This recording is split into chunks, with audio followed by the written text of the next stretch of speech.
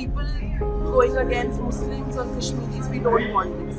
We want peace and only peace.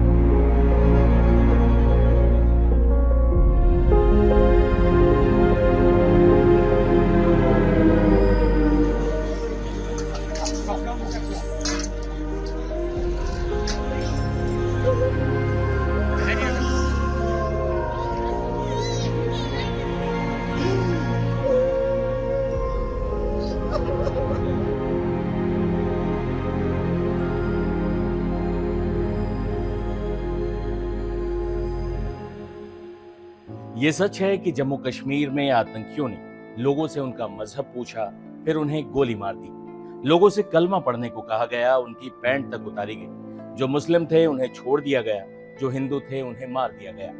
ये आप बीती पहलगाम आतंकी हमले में अपने परिजनों को खोने वाले लोगों ने बताई, जिस पर यकीन न करने की कोई वजह नहीं है। लेकिन इसी आतंकी हमले में आतंकियों की गोली का शिकार होने वाले इंडियन नेवी के लेफ्टिनेंट विनय नरवाल शहीद हो गए थे। उनकी शादी को अभी कुछ ही दिन हुए थे। पत्नी के हाथों की मेहंदी का रंग भी नहीं उतरा था। लेकिन अब उन्हीं विनय नरवाल की पत्नी हिमांशी नरवाल के पीछे ट्रोलर्स पड़ गए। वजह बना हिमांशी का वो बयान जिसमें वो आतंकियों की करतूत का गुस्सा आम कश्मीरी या मुस्लिमों पर ना निकालने की वकालत कर रही थी। बस फिर क्या था, हिमांशी की लिंक्डइन प्रोफाइल खंगाली गई। ट्रोलर्स को वहां दिखा कि हिमांशी ने जवाहरलाल नेहरू यूनिवर्सिटी से पढ़ाई की है। जेएनयू को गरियाने का सिलसिला पिछले कुछ सालों में देखा ही गया है, खासकर कन्हैया कुमार वाली घटना के बाद से। हालांकि जेएनयू आज भी देश के सर्वश्रेष्ठ विश्वविद्यालयों में एक है। देश के वित्त मंत्री हों या विदेश मंत्री, जेएनयू के ही प्रोडक्ट। लेकिन हिमांशी को ट्रोल करने वाले सारी सीमाएं लांघ गए।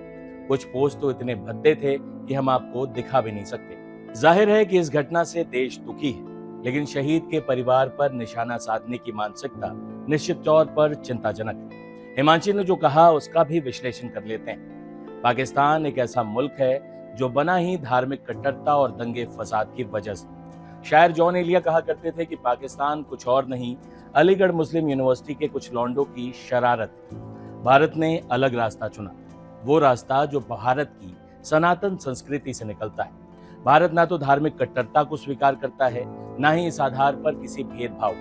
देश का संविधान हर तरह के भेदभाव के खिलाफ है। बांग्लादेश का निर्माण बताता है कि जिन्ना की 2 नेशन थ्योरी भी एक रचा हुआ झूठ था, जिसे हिंसा की आग में पकाया गया। लेकिन भारत यही तो पाकिस्तान से अलग है। भारत का भारत रहना ही हमारी जीत है, ना कि पाकिस्तान या किसी अन्य कट्टर मुल्क की तरह हो जाना। ऐसे में शहीद की पत्नी हिमांशी ने सिर्फ यही कहा कि हर कश्मीरी या हर मुस्लिम पर पहलगाम हमले का दोष न मढ़ा जाए। ये सच है कि हर कश्मीरी इस आतंकी हमले में न तो शामिल था, न ही इसका समर्थन करता है। इस आतंकी हमले का असली नुकसान कश्मीरी लोगों को ही है, क्योंकि उनकी रोजी रोटी बहुत हद तक पर्यटन और पर्यटकों पर ही निर्भर है। दूसरी बात है कि आतंकी भी तो यही कर रहे हैं, धर्म की आड़ में कट्टरता और हिंसा फैलाने की नाकाम कोशिश।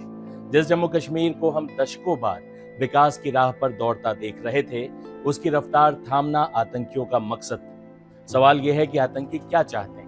हिंदू मुस्लिम के बीच झगड़ा, टूरिस्टों को कश्मीर से लंबे वक्त के लिए दूर कर देना।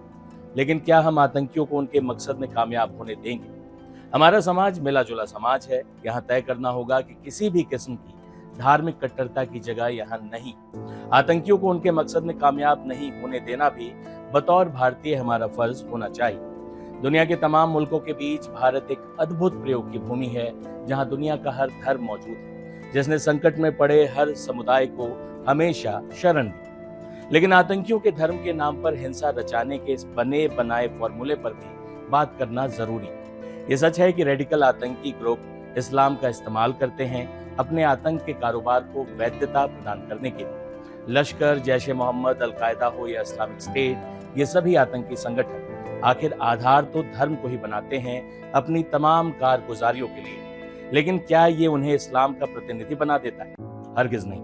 आतंक का इस्तेमाल धर्म या सत्ता के लिए कब से किया जा रहा है? ब्रिटानिका के मुताबिक आतंकवाद का इस्तेमाल राज्य और राज्य के विद्रोहियों द्वारा प्राचीन काल से होता आया है। जैसे यहूदी जेल्टोस का उदाहरण है, जो अपने ही हिब्रू जनता के खिलाफ हथियार उठाते थे, जिन पर उन्हें शक होता था कि ये रोमन सरकार से मिले हुए हैं।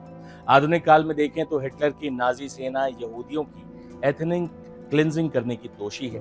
श्रीलंका में लिट्टे विद्रोहियों का स्थानीय सिंहली समुदाय से लड़ाई जग जाहिर।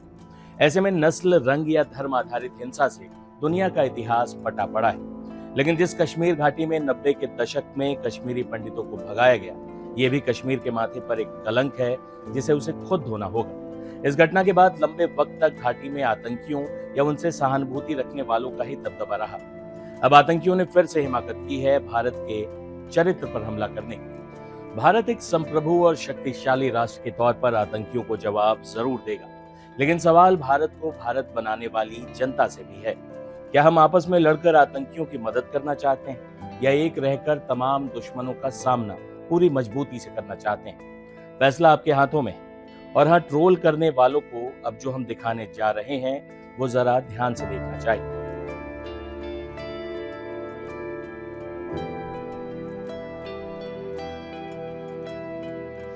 ये वाली पगड़ी होगी श्री रामचंद्र खाली करना।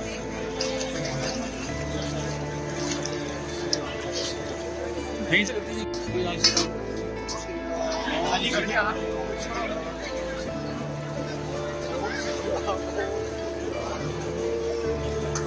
अपना मुंह का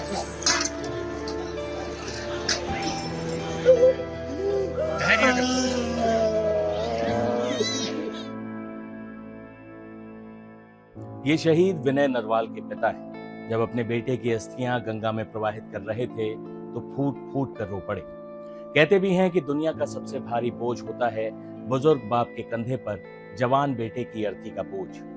विनय की बहन सृष्टि अपने भाई को याद करते हुए भावुक हो जाती। जिस भाई ने मुझे पटाखों के शोर से हमेशा बचाकर रखा, उसी भाई की शहादत की अंतिम सलामी की गूंज आज तक मेरे कानों में गूंजती है। जिस भाई ने मुझे कभी आपके नजदीक तक नहीं आने दिया, उसी भाई को मैंने अपने हाथों से मुक्त अग्नि दी। हम पिछले कुछ महीनों से विनय और हिमांशु की शादी की तैयारियों में इतने खुश थे कि हमारी खुशी का ठिकाना ही नहीं था। और फिर एक पल में 22 अप्रैल को हमारी जिंदगी पलट गई। केंद्रीय मंत्री मनोहर लाल खट्टर जब विनय के दादाजी को ढांढस बंधा रहे थे तो खुद ही भावुक हो जाते हैं। चौथा बेटा उनके बीच में नहीं है। विनय नरवाल के पिता गांव से विधायक, संघ से विधायक, केंद्रीय से जो विधायक है, पानीपत के जो विधायक है प्रमोद, वो यहाँ पर पहुंचे हैं और परिवार से देख सकते हैं ये उस परिवार का दर्द है जिसने अपने जवान बेटे को खोया है। हिमांशी ने अपने पति को खोया है। ये एक परिवार का दर्द पहले है, फिर समाज का दर्द। ऐसे में सिर्फ अपनी राय रखने के लिए अगर हम शहीद की पत्नी को ही अपशब्द बोलने लगेंगे और कुछ लोग उसको जस्टिफाई भी करेंगे, तो सोचिए कि क्या हम एक ऐसा ही समाज बनना चाहते हैं? और क्या ऐसा करके हम अपने दुश्मनों की मदद नहीं कर रहे हैं? इस मुद्दे पर आपकी क्या राय है? कमेंट बॉक्स में हमें जरूर बताएं। देश दुनिया की सारी खबरों के लिए बने रहें टाइम्स नाउ भारत डिजिटल के साथ। शुक्रिया।